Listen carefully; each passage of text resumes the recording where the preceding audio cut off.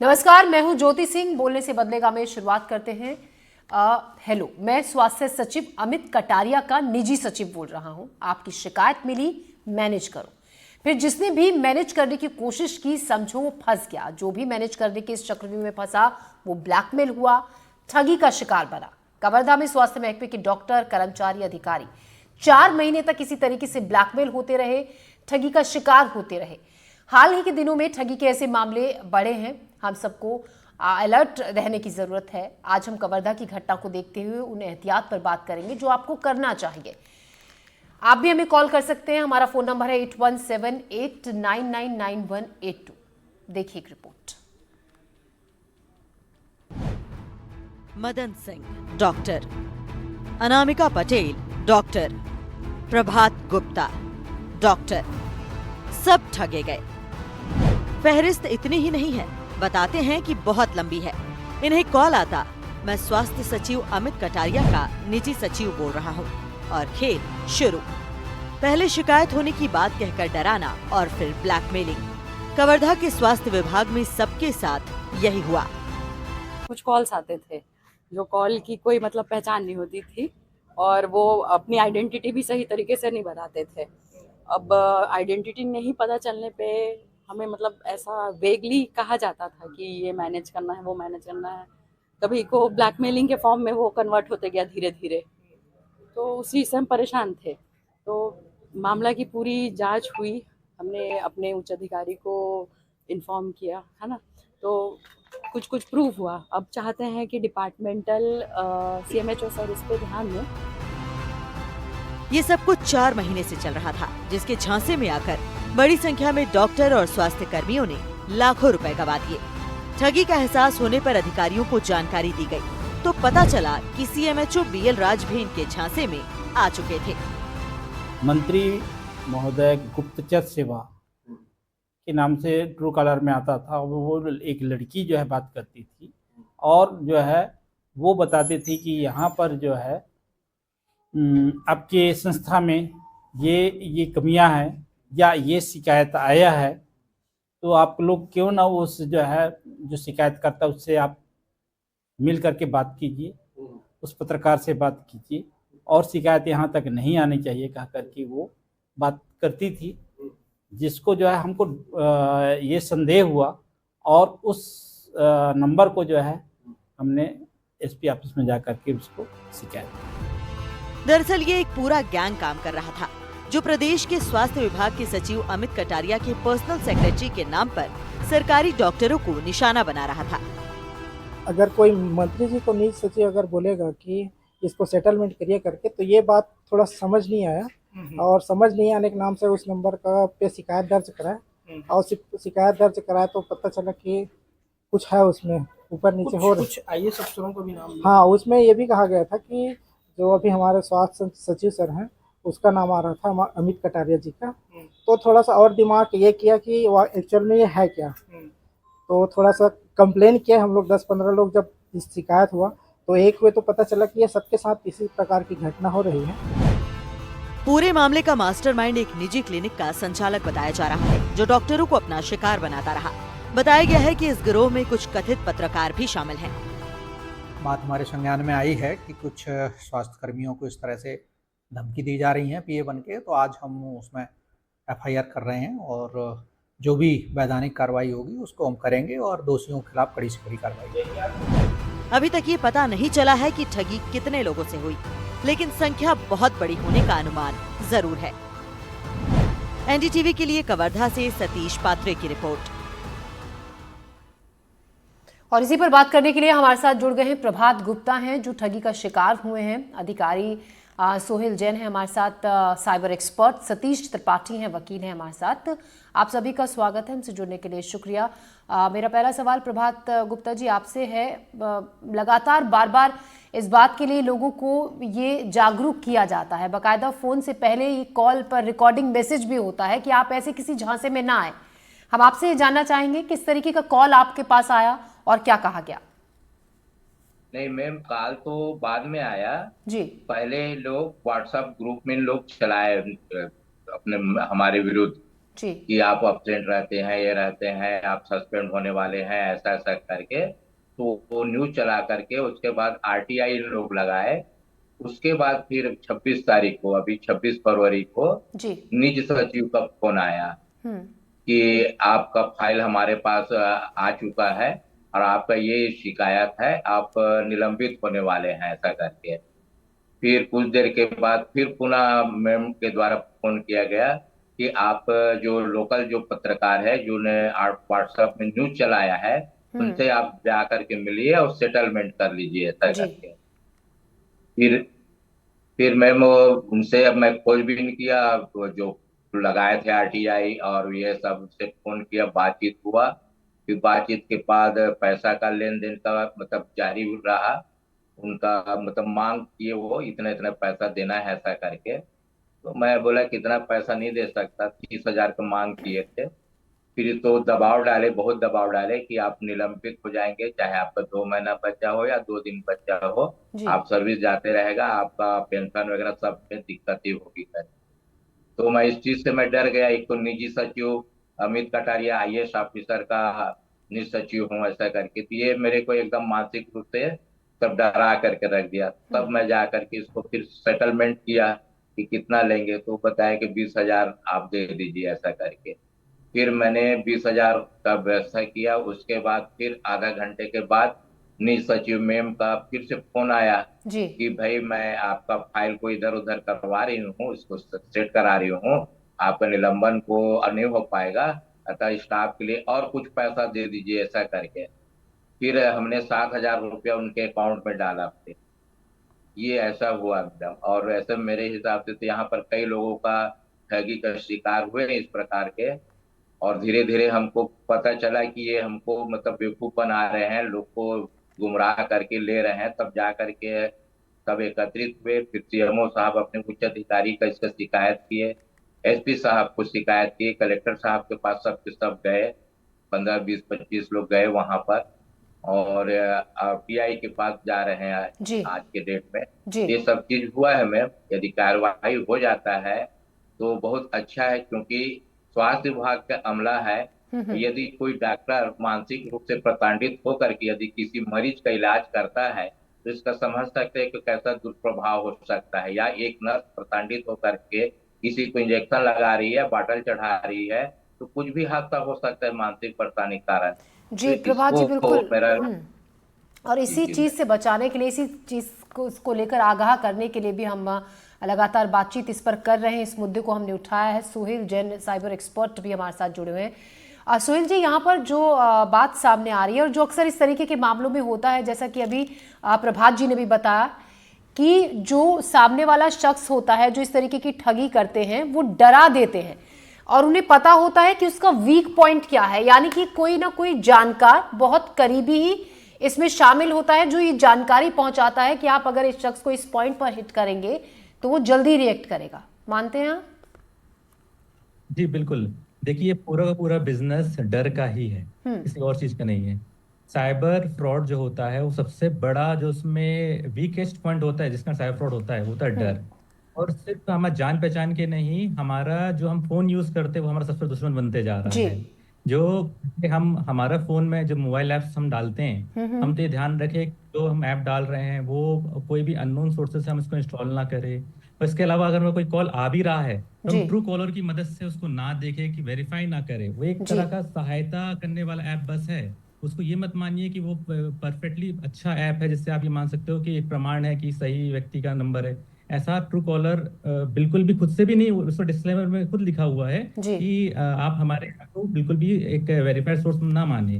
क्योंकि true collar आप भी जानते हैं ज्योति जी कि आप चाहे तो ट्रू कॉलर मेरा नाम चेंज कर सकते हैं और कुछ भी नाम डाल सकते हैं। जी। तो मैं तो ये सलाह दूंगा।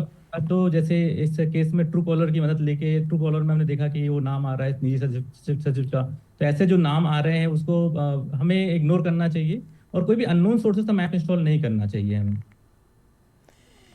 तो बिल्कुल आपको बहुत सारी एहतियात बरतनी चाहिए जिस तरीके से सोहेल जी हमें बता रहे हैं। हमारे साथ अनिका पटेल भी जुड़ गई हैं, अनामिका पटेल, हम उनसे भी बातचीत करेंगे। हमारे साथ सतीश त्रिपाठी भी हैं, वकील हैं। सतीश जी, ऐसे मामलों में अगर कोई कानूनी मदद लेना चाहे, क्योंकि देखिए ऐसे मामले बहुत सामने आ रहे हैं, लगातार इनमें बढ़ोतरी हो रही है, तमाम जागरूकता अभियानों के बावजूद लोग, पुलिस बार बार अलर्ट करती है, बाकायदा इसके लिए इश्तिहार जगह जगह लगाए जाते हैं, फ़ोन पर रिकॉर्डिंग मैसेज आते हैं, उसके बावजूद मामले बढ़ रहे हैं। ऐसे में अगर कानूनी मदद कोई लेना चाहे तो किस तरीके का प्रावधान है? देखिए, जैसे जैसे विकास हो रहा है वैसे वैसे ही अपराध के तरीके भी नए नए बनते जा रहे हैं। सरकार भी अपनी तरफ से प्रयास करती है, कानूनी विशेषज्ञ भी इसकी तैयारी करते हैं जी। और अभी एक आईटी एक्ट बना है। इस आईटी एक्ट की धारा 65 से लेकर के धारा 66 और 66 के अंदर कई उप धाराएं हैं, फिर धारा 67 है। इन्हीं के तहत अभी फिलहाल कार्रवाई हो रही है, लेकिन इसमें बाइफरकेशन किया हुआ है। हमारे पास अभी जो सबसे सामान्य और सुलभ तरीका है, एक नंबर हेल्पलाइन का छत्तीसगढ़ में, मध्य प्रदेश में शायद होगा, ये 1930 का एक हेल्पलाइन नंबर दिया गया है। तो जैसे अभी प्रभात गुप्ता जी ने बताया, ज्योति जी, अगर प्रभात गुप्ता जी को ये जब कॉल आया था और प्रभात गुप्ता जी ने सीधे 1930 से हेल्पलाइन से मदद मांगी होती तो वो इस बारे में कुछ न कुछ जरूर बताते। लेकिन जैसा अभी हमारे साइबर एक्सपर्ट महोदय बैठे हैं, उन्होंने कहा ये डर का बिजनेस है। अगर हम डर के बिजनेस को समझ गए और 1930 जो हेल्पलाइन बनी हुई है उस पर हमने कॉल नहीं किया, उसमें जानकारी नहीं दी, जानकारी सतीश जी, यहाँ पर देखिए बहुत से लोगों की शिकायत ये भी रहती है कि अक्सर ये होता है, जो इस तरीके के हेल्पलाइन नंबर्स होते हैं मदद के लिए, उन पर रिस्पॉन्ड बहुत कम ऐसे मामले होते हैं कि आपको तुरंत वहां पर से दूसरी तरफ से रिस्पॉन्ड मिल जाएगा। लोग फोन करते रहते हैं, बेल बजती रहती है, फोन बिजी हो जाता है। अक्सर ये देखा जाता है, लोगों की शिकायत होती है। एक ये होना चाहिए कि जो 1930 सिर्फ एक जगह से पूरे प्रदेश में चलता है, इसके लिए जिले स्तर पर अगर इसको शायद एक कॉल सेंटर में दे दें तो शायद इसका असर व्यापक हो जाएगा और ज्यादा राहत मिलेगी लोगों को। लेकिन फिलहाल जो है, फिलहाल देखिए, अगर जैसे डॉक्टर साहब के साथ जो कुछ हुआ है उसमें धारा 66 आईटी एक्ट की वो लागू होती है, जिसमें किसी के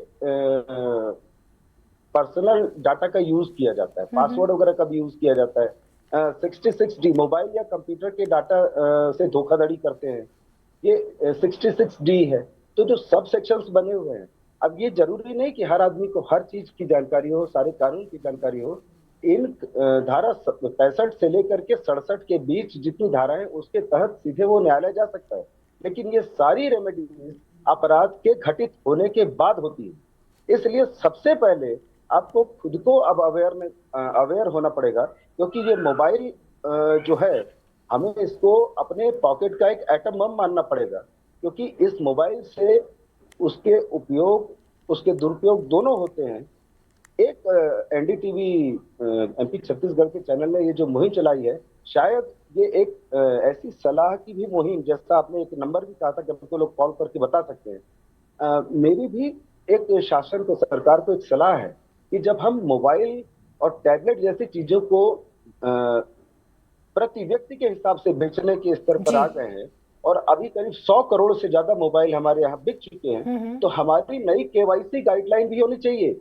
जैसे आप देखते हैं, कार खरीदते हैं तो 70 पन्नों की एक किताब आपको मिलती है कि इसका हैंडल ऐसे ही इस्तेमाल होगा, इसका ये ऐसे इस्तेमाल होगा, इसका वो ऐसे इस्तेमाल होगा। तो मोबाइल के साथ भी यही अब होना चाहिए, क्योंकि केवल और केवल कानून बना देंगे तो अपराध के घटित होने के बाद उस कानून का उपयोग होगा।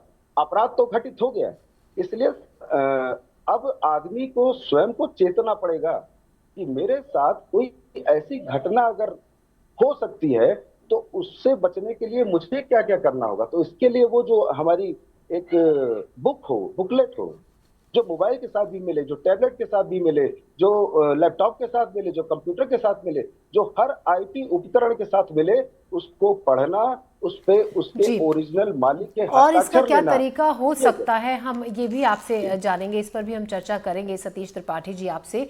प्रभात जी, अब सवाल ये भी उठता है, देखिए आपने जरूर सुने होंगे ऐसे मैसेजेस और आपने ये पढ़ा भी होगा, खबरें भी देखी होंगी कि हमें किस तरीके से ऐसी ठगी का शिकार होने से बचना है, आपने सुना होगा। लेकिन उसके बावजूद भी आप आप डर गए जब आपके पास इस तरीके से एक ठग का कॉल आया। क्या इस दौरान, और एक बार नहीं कई बार आया, इस दौरान आपने कभी भी किसी अपने किसी करीबी से इस पर बातचीत करने की कोशिश की, आपने कोई सलाह लेने की कोशिश की इस दौरान कि मैं क्या करूं, मेरे से इतने पैसे की डिमांड की जा रही है?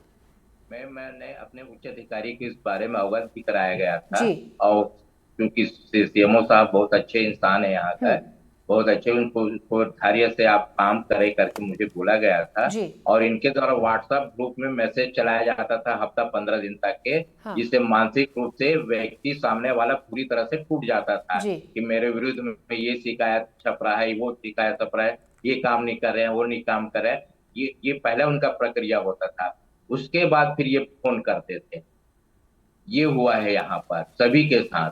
पहले न्यूज चलाते थे व्हाट्सएप ग्रुप में कि आपका ये गलती है, ये गलती है, आप ऐसा कर रहे हैं, वैसा कर रहे हैं, आपके उच्च अधिकारी को शिकायत की जाएगी। उसके बाद फिर इनके द्वारा फिर सेटलमेंट के लिए फोन आया, निजी सचिव के माध्यम से फोन किया गया, निजी सचिव फोन किया इनका। जी।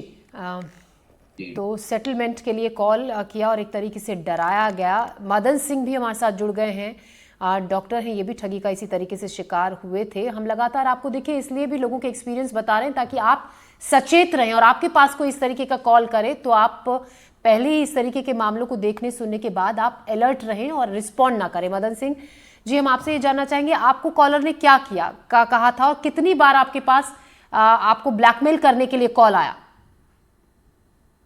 मैडम, सबसे पहली बात तो ये है कि जो नंबर आया था वो हमारे सीएमओ सर के थ्रू कॉल, मतलब वो जो नंबर है वो आया था, वो बीएमओ सर मेरे को नंबर दिए थे, जो ब्लॉक मेडिकल ऑफिसर होते हैं उसने दिया था।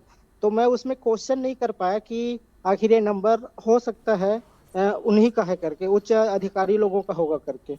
उसके बाद जब वो मेरे को बहुत सारी बातें बोला तो फिर मेरे को लगा कि ये नंबर 5,000 में सेटलमेंट की बात आई, तब मेरे को थोड़ा सा मेरा दिमाग बोला कि एक्चुअल में ये हो क्या रहा है।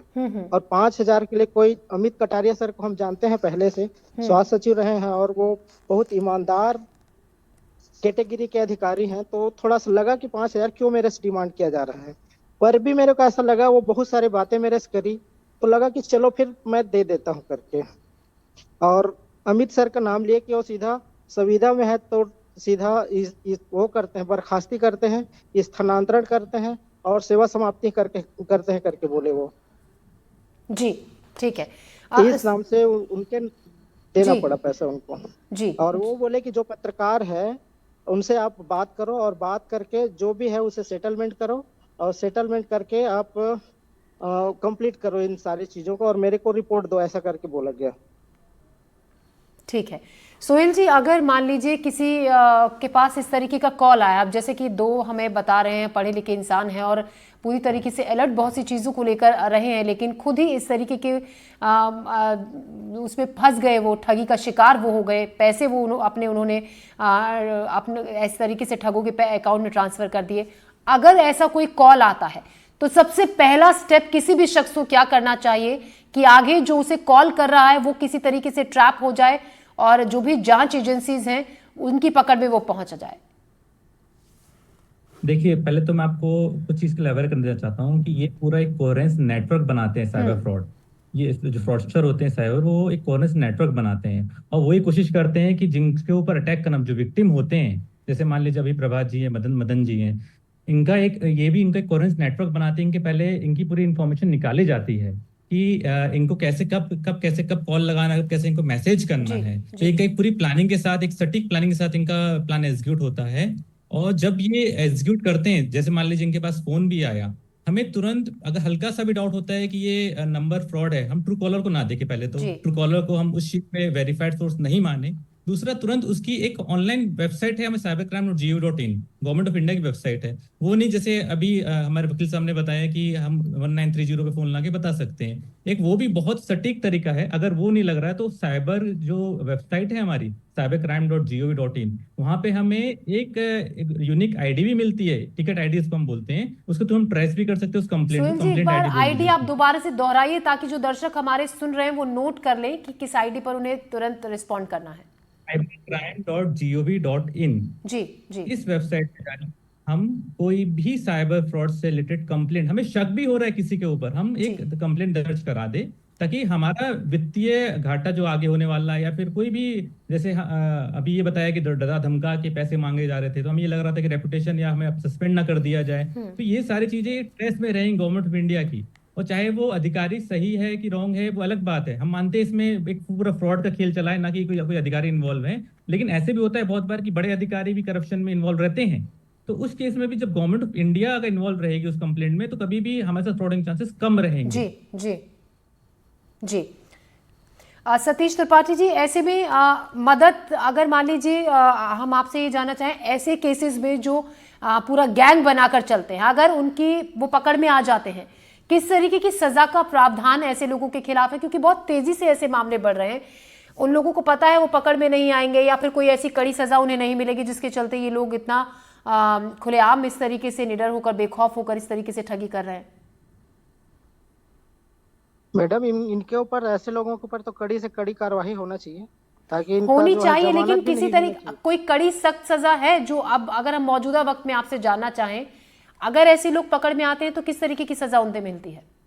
जैसा ये स्पेसिफिक एक मामला है जिसमें सर ने बताया, प्रभात जी ने, कि पहले लोगों ने आरटीआई में जानकारी जुटाई, तो हमारे यहाँ जो आरटीआई का एक सिस्टम बना हुआ है उसमें कुछ थोड़ा बहुत सुधार हुआ है, लेकिन सुधार का मतलब ये नहीं कि जानकारी न देना, इसमें ये सुधार की जरूरत है कि आरटीआई कौन ले रहा है, कहाँ जा रही है, किसके पास जा रही है, इसका वो क्या इस्तेमाल करना चाहता है, इसकी जानकारी भी लेना।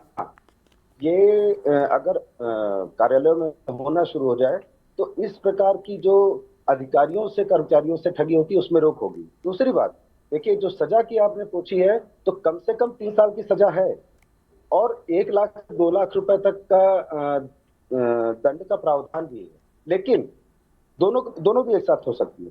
पर इसमें ये सजा ही सिर्फ महत्वपूर्ण नहीं है, क्योंकि आप अधिकतम 3 साल की सजा में है, ये तब है जब कन्विक्शन होगा, मतलब पहले तो ठगी हुई, ठगी होने के बाद केस लगेगा, फिर हमारी न्यायालयीन प्रक्रिया आप भी जानती हैं कि किस प्रकार की है, उसमें सालों लगना है। इसका अभी फिलहाल जब तक कोई सरकारी तौर से उपाय नहीं बनता है, जैसे मैंने बताया कि नई केवाईसी गाइडलाइन नहीं बनेगी, तब तक कोई अपने आप में ही अगर बच सके, यानी आपको खुद को अवेयर अगर होना है और हो सकते हैं, तभी आप इसमें बच सकते हैं। इसलिए ज्यादा से ज्यादा जानकारी अपने आप जुटाएं कि अगर इस प्रकार के कोई भी फोन आते हैं तो आपका दिमाग स्वयं काम करना चाहिए कि भाई ऐसा कोई मुझसे मांग रहा है तो ये कौन है, मैंने इसको देखा नहीं है, मैं इसको जानता नहीं हूं, अचानक फोन पे आया और मैं डर करके, तो ये डर का धंधा है, डर का धंधा है, डर का अपराध का धंधा है। अपराध के धंधे से बचने के लिए सबसे पहले खुद को तैयार होना पड़ेगा जी। तो डरना नहीं है, खुद अवेयर होना बहुत ज्यादा जरूरी है। सुहेल जैन, आप साइबर एक्सपर्ट हैं, क्योंकि आपकी तरफ से क्या ऐसी सलाह लोगों के लिए जो इस तरीके की ठगी का शिकार होने से लोग बचें? देखिए, सबसे प्रमुखता से मैं एक चीज बोलना चाहूंगा, गवर्नमेंट ऑफ इंडिया, भारत सरकार एक लिमिटेड संसाधन के साथ काम कर सकती है साइबर अवेयरनेस में। वो बहुत कुछ नहीं कर सकती सिर्फ हमारी पब्लिक ही। और पब्लिक को सबसे पहला ध्यान रखना पड़ेगा कि कोई भी अननोन नंबर जब भी आता है उनके पास, उसको बहुत ज्यादा सीरियसली लेके उनको पैसा ट्रांसफर ना करे, अकाउंट नंबर ना दे बैंक का। दूसरी बात, अगर आपका, बिकॉज आज सबके पास, हमारे पास मोबाइल फोन है, और वो भी एंड्रॉयड फोन है। एंड्रॉयड फोन, इवन आईफोन भी आज बहुत जल्दी हैक हो सकता है। हम एक छोटा सा ऐप डाल देंगे और आपका फोन की लोकेशन से लेके फोन नंबर, कॉन्टेक्ट, सभी चीजें उनके पास पहुंच जाएंगी। यहाँ तक कि आपके जो कॉन्टेक्ट्स, उनकी प्रोफाइल पिक्चर भी उनके पास पहुंच जाएंगी। तो बहुत हार्ड, किसी के लिए बहुत ही कठिन नहीं है, बहुत हार्ड नहीं है कि अगर वो आपकी पिक्चर यूज करके, फिर आपके कॉन्टेक्ट की पिक्चर यूज करके आपको धमकाए। तो हमें तो सबसे पहले जागरूक ये होना पड़ेगा कि हम कोई दूसरा मोबाइल फोन में, कोई फोन में दूसरा अननोन ऐप नहीं डालें। और अगर हम कोई ऐप डाल भी रहे हैं तो ऑथेंटिक सोर्स, जैसे प्ले स्टोर होता है, गूगल प्ले स्टोर, उससे डालें, वो भी रेटिंग चेक करके डालें। क्योंकि मैं आपको एक चीज बता दूं, गूगल प्ले स्टोर में भी बहुत सारे ऐप ऐसे हैं जो कि अननोन और फ्रॉड ऐप हैं, और जो प्ले स्टोर ने अप्रूव भी किए हुए हैं, तो हम उसको यूज ना करें। तीसरा सबसे बड़ी सलाह जो मैं दूंगा वो ये होगा कि आप अगर कभी भी अपना फोन या फिर मान लीजिए वाईफाई से कनेक्ट करते हैं अननोन वाईफाई से, तो वो ध्यान रखिए कि उसमें कोई भी सेंसिटिव इंफॉर्मेशन वाली वेबसाइट नहीं खोले, जैसे बैंक अकाउंट पे डिटेल ना ओपन करे, उसमें बैंक की वेबसाइट ओपन ना करे, ना ही कोई ऐसी गवर्नमेंट की वेबसाइट ओपन करे जिससे आपके डेटा उनके पास जाए। और सोहेल अभी जी, आपको पता सोहेल चला जी, होगा कि फर्जी बिल्कुल- ऐप्स के बारे में कोई भी शख्स कैसे पता लगा सकता है कि जो ऐप हम यूज कर रहे हैं फर्जी ऐप है? देखिए, सबसे अच्छी बात तो इसमें है कि आजकल कुछ जो मोबाइल फोन जो बनाती कंपनी जैसे ओप्पो हो गई, वीवो हो गई, ये जब भी आप ऐप इंस्टॉल करते हो उसमें बता देते हैं कि ये जो ऐप है अननोन सोर्सेज से लिया गया, आप इसको इंस्टॉल करना चाहेंगे कि नहीं करना चाहेंगे। तो एक वो तरीका सही है। इसके अलावा प्ले स्टोर में जाके ना पहले आप ये देख लीजिए उसमें रेटिंग कितनी है उस ऐप में। अगर वो रेटिंग 10, 15, 20 है और उसमें सबसे लोएस्ट रेटिंग जो में आप एक बार फिल्टर कर लीजिए, उसमें अब ये पढ़ लीजिए कि उसमें लिखा क्या है लोगों ने। तो आप बहुत कह बार रहे हैं क्या होता हम है, एक ही- रेटिंग देखकर उस ऐप को यूज करें? बिल्कुल बिल्कुल। जी, और उसमें जी। भी अगर जो लोएस्ट रेटिंग में जो चीज लिखी हुई है उसमें लिखा है कि हमारे साथ फ्रॉड हुआ है, प्लीज उस ऐप को इंस्टॉल मत करिए, चाहे वो ऐप में कितना भी आपको लाभ मिलने वाला हो। और इस ऐसे सिमिलर मैं आपको एक और चीज बताऊं जो आजकल बहुत चल रहा है, जो किसी की नजर नहीं है। हमारे घर में फ्लिपकार्ट, अमेजोन और बहुत सारी कॉमर्स वेबसाइट से पार्सल आते हैं। जी उस पार्सल में नाम, नंबर सब कुछ लिखा होता है, हम देखा होगा। जी जी वही नाम नंबर बाहर फेंक देते हैं पार्सल को खाली करके, जो डब्बा होता है पार्सल का, उसी को यूज करके जो साइबर फ्रॉडस्टर होते हैं, जो साइबर फ्रॉड करते हैं, वो उसी पार्सल के डब्बे को यूज करके आपकी इंफॉर्मेशन यूज करते हैं और आपको उसी से ठगते हैं कि आप यहाँ रहते हैं, आपका नंबर ये है, आपने इतना अमाउंट यहाँ ट्रांसफर किया था। ये वेरीफाई करने के लिए कि ये, इससे आपको विश्वास हो जाता है कि ये व्यक्ति सही में बैंक से ही बोल रहा है, जी जी। कहीं तो और ये भी अहम जानकारी, अगर आप कोई ऑनलाइन कुछ भी चीज मंगा रहे हैं तो वो बॉक्स फेंकने से पहले आप अपना जो एड्रेस, फोन नंबर है उसको फाड़ दें, मिटा दें। ठीक है। जी। अब मदन सिंह जी, मैं आपसे ये पूछना चाहूंगी, अगर मान लीजिए जब आपको एहसास हुआ कि आपके साथ ठगी हुई है, सबसे पहले आपने कहां पर शिकायत करने की कोशिश की और क्या तुरंत शिकायत के बाद आपको वहां से मदद मिली या फिर वहां से टाल मटोल की गई, जिस तरीके से अक्सर हम देखते हैं ऐसे मामलों में कि जो पीड़ित होता है उसी को चक्कर लगाने पड़ते हैं बार बार? नहीं मैडम, इसमें मेरे यहाँ जो बीएमओ सर है वो त्वरित संज्ञान में लिए और संज्ञान में लेने के बाद हम लोग सीएमएचओ सर से मुलाकात की।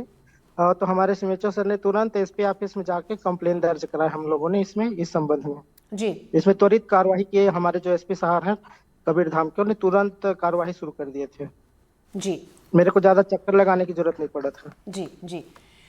मदन सिंह जी, प्रभात गुप्ता जी, सोहेल जैन और सतीश त्रिपाठी, आप हमारे साथ जुड़े, तभी सभी सवालों के आपने जवाब दिए, बहुत सारे अहम सुझाव भी दिए हमें और हमारे दर्शकों को। आपका बहुत बहुत शुक्रिया। तो कुल मिलाकर डरना नहीं है, अगर कोई ऐसा कॉल आता है तुरंत आपको सूचित करना है जांच एजेंसीज को, घबराना नहीं है। और साथ ही एक और अहम जानकारी, जो भी आप ऑनलाइन चीज़ों की शॉपिंग कर रहे हैं, बॉक्स या वो पैकेट फाड़ कर फेंकने से पहले उस पर जो आपकी जानकारी है उसको आप जरूर फाड़ दें या उसको मिटा दें। तो बोलने से बदलेगा में आज के लिए इतना ही। दीजिए इजाजत। नमस्कार।